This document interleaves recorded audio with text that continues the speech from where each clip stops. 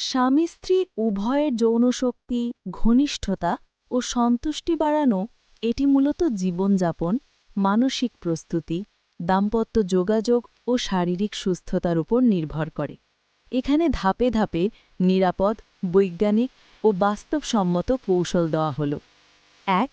শারীরিক স্বাস্থ্য ঠিক রাখা। যৌনশক্তি সরাসরি শরীরের সামগ্রিক স্বাস্থ্যের সাথে যুক্ত। ১. নিয়মিত ব্যায়াম, প্রতিদিন ৩০ থেকে ৪৫ মিনিট হাঁটা, দৌড় বা cycle, squat, lunge, core exercise. রক্ত সঞ্চালন বাড়ে, তাহলে উত্তেজনাবান কর্মক্ষমতাও বাড়ে।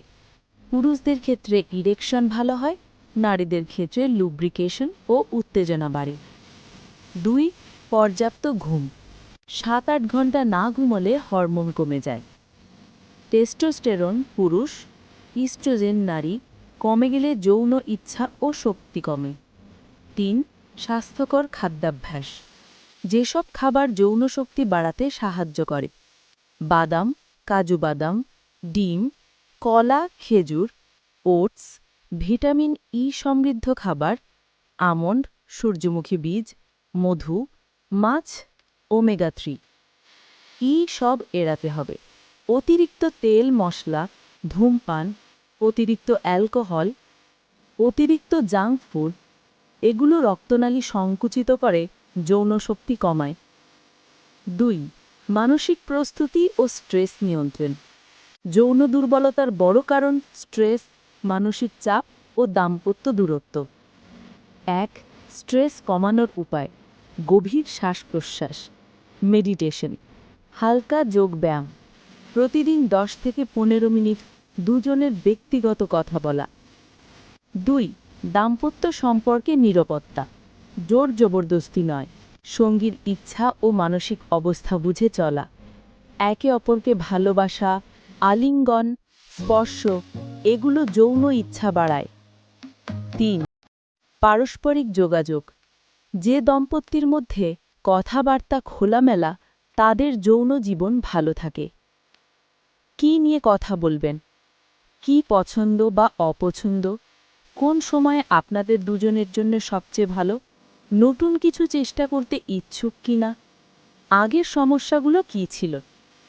এই যোগাযোগ ভুল বোঝাবুঝি কমায় এবং ঘনিষ্ঠতা বাড়ায়। ৪. পূর্ব খেলা বা ফোরপ্লে উন্নত করা। ভারতে, বাংলাদেশে অনেক দম্পতি এই অংশটি উপেক্ষা করেন, কিন্তু এটি অত্যন্ত গুরুত্বপূর্ণ।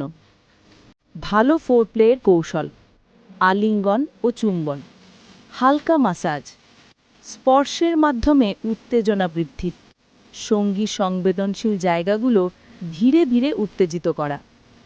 ফোরপ্লে বেশি হলে পুরুষ আত্মবিশ্বাসী হয়, নারী আরও বেশি লুব্রিকেটেড আর উত্তেজিত হয়, তাহলে যৌন সুখ বৃদ্ধি পায়। ৫. যৌন মিলনের সময় নিয়ন্ত্রণ কৌশল। পুরুষ যারা দ্রুত মিলন শেষ হয়ে যায়, তারা স্টার্ট স্টপ পদ্ধতি, স্কুইজ প্রযুক্তি, পেনিসকে ধীরে ধীরে উত্তেজিত করা, শরীর শিথিল রেখে গভীর শ্বাস নেওয়া এসব কৌশল সময় বৃদ্ধি করতে সাহায্য করে। ৬.